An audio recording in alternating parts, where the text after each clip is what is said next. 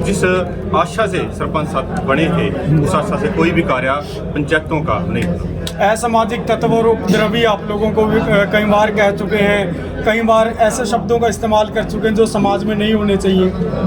ऐसा है कि जो ये शरारती तत्व है इनका तो काम ही ऐसा होता है, लेकिन हमें पता है जो कि अब जो वोट की चोट हम अपनी वोट से जो सरपंच एसोसिएशन पूरी इकट्ठी हुई है, सरपंचों की वोट के ऊपर ये चोट लगाने का काम हम सभी सरपंच साथी इकट्ठे हुए हैं।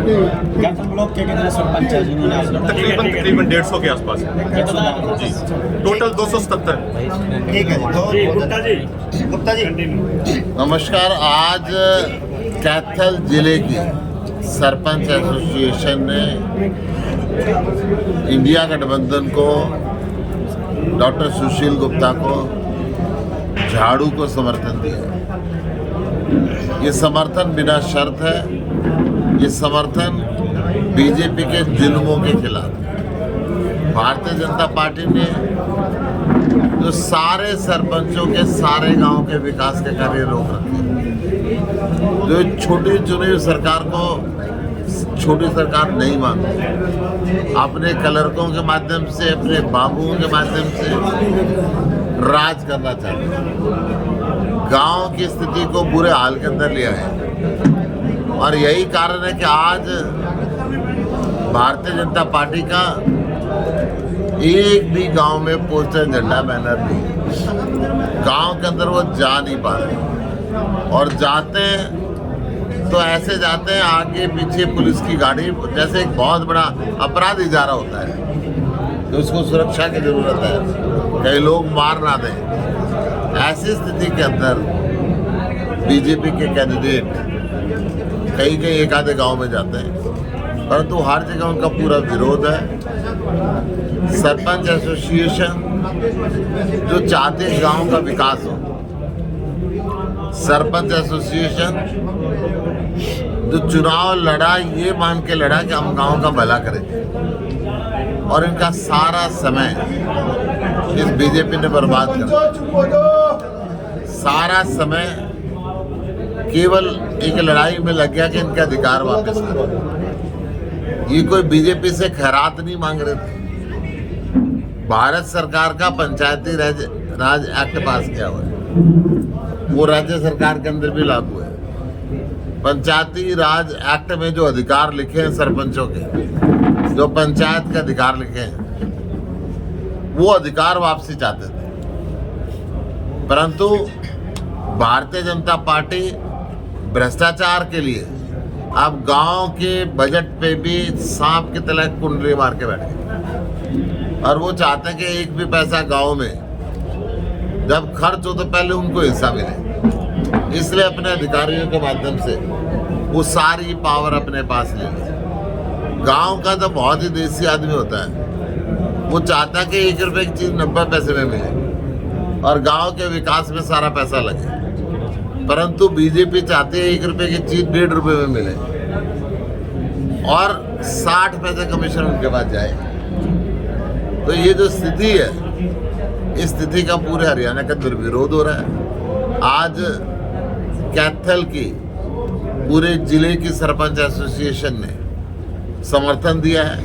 पहले 2 ब्लॉक पहले ऑलरेडी समर्थन दे चुके थे, आज सारे ब्लॉकों ने समर्थन दिया। सारे सरपंच एसोसिएशन के पदाधिकारी और मेंबरान यहाँ पर आए हैं। मैं दिल की गहराई से इनका आभार व्यक्त करता हूँ और इनको विश्वास दिला रहा हूँ कि इंडिया गठबंधन की सरकार आएगी और जैसे पहले सरपंचों का अधिकार होते थे वो सारे अधिकार वापस दिए जाएंगे ताकि गांव का विकास कर सके। गुप्ता जी कथावाच को इस्तेमाल कर रही है। देखिए, इनको वोटरों पर तो भरोसा रहा नहीं, और कोयले के पैसे बहुत ज्यादा है, इसलिए 25-25 लाख रुपए के और 1-1 करोड़ रुपए के दे के ये कथावाचकों के साथ लेके घूम रहे हैं। अगर कथावाचकों से बात बनती तो ये देश के वोटर की क्या जरूरत थी। आज जो कथावाचक हैं हमारे माननीय सरदे हैं, मैं उनसे भी ये निवेदन करूंगा कि पॉलिटिक्स के चक्कर में ना पड़े। जब पॉलिटिक्स के चक्कर में पड़ेंगे तो वो अपनी इमेज को भी खराब कर देंगे। पैसा चाहे जितना मर्जी मिलता हो, धनवान है बीजेपी का कैंडिडेट, पैसा दे सकता है। गुप्ता जी, इलेक्शन कमीशन भी इसको वॉच आउट कर रहा होगा कि इतना खर्चा कैसे। आलिशान टेंट लग रहा है, आलिशान उसके अंदर वो हो रही है, और चुनाव अधिकारी यहाँ के आंख बूझ के बैठे हुए, आंख बंद करके बैठे हुए। मुझे बताया गया कुछ लोगों ने रिटर्न कंप्लेंट भी करी। कैथल के अंदर जो आयोजन चल रहा है, जगह जगह पे बीजेपी के कैंडिडेट की मां की और उसकी धर्मपत्नी की फोटो लगी हुई है। उस कथा के अंदर पर्चे बांटे जा रहे हैं, वोट की अपील की जा रही है। मैं देश के मुख्य चुनाव आयुक्त अनुराग अग्रवाल जी से पूछना चाहता हूं, इलेक्शन कमीशन ने इस तरीके से आंखें बंद क्यों कर ली है? जो करोड़ों रुपए खर्च के ये पंडाल में आयोजन किया जा रहा है, उसके अंदर आलिशान शाही खाना खिलाया जा रहा है। जो 25-25 लाख रुपए, 50-50 लाख रुपए लेते हैं, उन कथावाचकों को लाया जा रहा है, और 2 नंबर में पैसे देके ये दिखाया जा रहा है कि ऐसे ही आ रहे हैं। ये जो स्थिति है, ये स्पष्ट बताती है कि कहीं ना कहीं पैसा कोयले का आया हुआ है और उसको बेदर्दी से खर्चा जा रहा है। अगर इतना पैसा गरीबों की भलाई में, किसी शिक्षा के काम पे, या कुरुक्षेत्र के सरकारी हॉस्पिटल में एमआरआई मशीन ला देते, कोई ऐसा काम कर देते, कुरुक्षेत्र का भला होता। आज ये जो पैसे का दुरुपयोग हो रहा है, इलेक्शन कमीशन इसके ऊपर संज्ञान नहीं ले रहा है, उसको भी संज्ञान लेना चाहिए। मुख्यमंत्री नायब सिंह सैनी ने आम आदमी पार्टी को शराब माफिया करार दिया है, जबकि नवीन जिंदल ने बोला है कि जब हम ऑक्सीजन बांट रहे थे तो वो एक फ्री में दिल्ली में शराब की बोतल बांट रहे थे। मीडिया रिपोर्ट है, कहोगे तो मैं भी वो दिखा दूंगा। नवीन जिंदल अगर कुरुक्षेत्र में आया हो तो मैं आज इलेक्शन से विड्रॉ करके चला जाऊंगा। अगर मैं कुरुक्षेत्र में नहीं आया हूँ, मैंने गांव-गांव में ऑक्सीजन सेंटर नहीं खोले हो, ऑक्सीजन जांच केंद्र ना खोले हो, कैथल के अंदर, कुरुक्षेत्र में, उस समय के अखबार, उस समय के टेलीविजन इस बात के गवाह हैं। जब बाढ़ आई थी तो भी उस समय के अखबार और टेलीविजन इस बात के गवाह कि मैं इतने पानी के अंदर कुरुक्षेत्र में घूम रहा था, मैं रादौर में घूम रहा था, मैं शाहबाद के अंदर घूम रहा था, और नवीन जिंदल जी घूम रहे हो तो मैं इलेक्शन छोड़ के चला जाऊंगा। उनको कह देना आज ज़्यादा चीज़ की जरूरत नहीं। वैसे कि मैं बात बता दूं, नायब सिंह जी, आपकी जो SIT गठित हुई थी, जो आपकी सरकार ने जहरीली शराब बिकवाई थी, उससे 52 व्यक्ति मरे थे। 52 व्यक्ति मरने के बाद आपने उसको ठंडे बस्ते में डाल दिया था।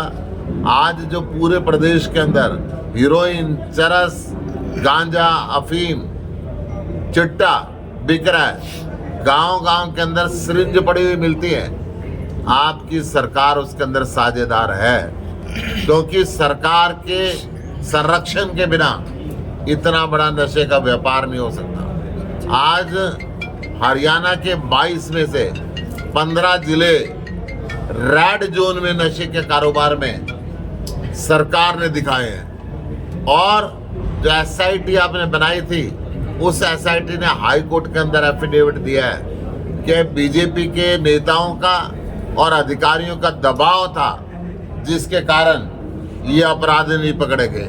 उस SIT ने हाई कोर्ट के अंदर बोला है कि यहाँ से नकली शराब बनती है, जो दिल्ली, गुजरात, मध्य प्रदेश तक सप्लाई होती है।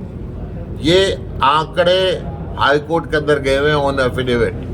नायब सिंह जी को शर्म आनी चाहिए, वो इस प्रदेश के मुख्यमंत्री हैं और नशे का कारोबार करा रहे हैं। अभय सिंह चौटाला ने कहा कि सुशील गुप्ता पानी तो नहीं दिलवा सके, हमारी सरकार आई तो हम गिट्टी में गुंठा देकर पानी दे जाएंगे। उनकी सरकार कैसे आ गई? कितने आदमी लड़ रहे हैं उनके, कितने लड़ रहे हैं?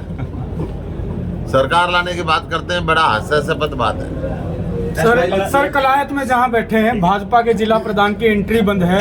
राजपूत समाज कहता है इन्होंने सामाजिक ताना बाना खराब कर दिया। पिछली रैली में भी नहीं पहुंच पाए थे वहाँ भी। देखिए, राजपूत समाज के कम से कम 40-45 हजार लोगों ने अम्बाला बराड़ा के अंदर मीटिंग करी और अपना दर्द रोया कि बीजेपी ने क्या क्या दर्द दिया।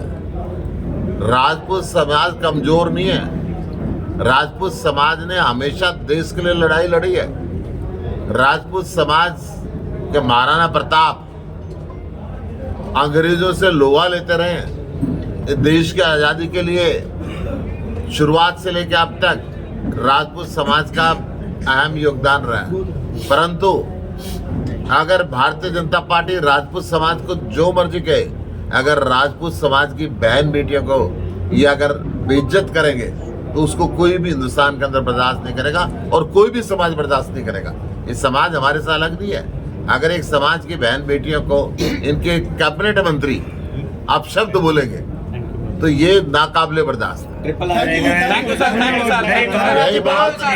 यही बात कल आज मुझे बता रहे थे कि सैनी समाज भी इनके बहुत विरोध के अंदर, बीजेपी के विरोध के अंदर कल पता नहीं कैथल या कुरुक्षेत्र में कहीं इकट्ठा हुआ है। परंतु नायब सिंह सैनी जी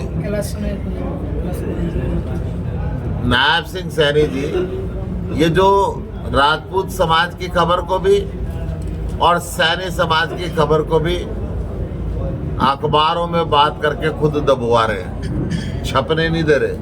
परंतु जो समाज आहत होता है, जिस समाज को दुख पहुंचता है, वो समाज बोलता है और इन समाजों को ये चुप नहीं करा सकते। कोई भी समाज हो, जब समाज को कोई पार्टी दुख देती है, कोई पार्टी राजनीतिक पार्टी दुख देती है तो वो सामने आता है। चलिए बहुत बहुत धन्यवाद, बहुत बहुत। नायब सिंह की तो बात कर रहे हो आप, ट्रिपल लाइन का अलग फॉर्मूला दे रहा है।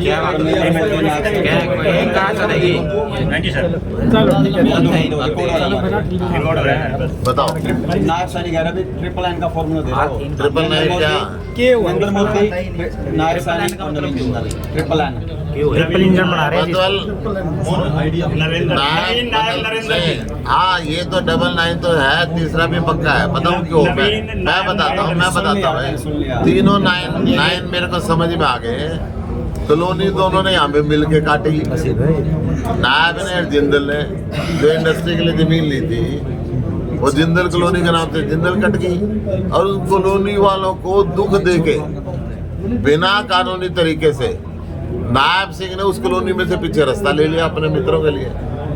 आज वो जिंदल कॉलोनी वाले भी परेशान हैं। और भाई 195 करोड़ रुपए इलेक्ट्रोल बॉन्ड के माध्यम से मोदी जी के और उनके सहयोगी पार्टियों के पास पहुंच गया, तो तीनों पक्के हैं। सर बागेश्वर बाबा भी आ रहे हैं कुरुक्षेत्र के। अब वोटर पे इनका विश्वास नहीं रहा। अब इनका विश्वास बाबाओं के पास जा गया। मैं सारे बाबाओं को हाथ जोड़ के प्रार्थना करता हूँ, इस राजनीति के गंद में ना फंसो। इस राजनीति के गंद में आपको छींटे लगेंगे।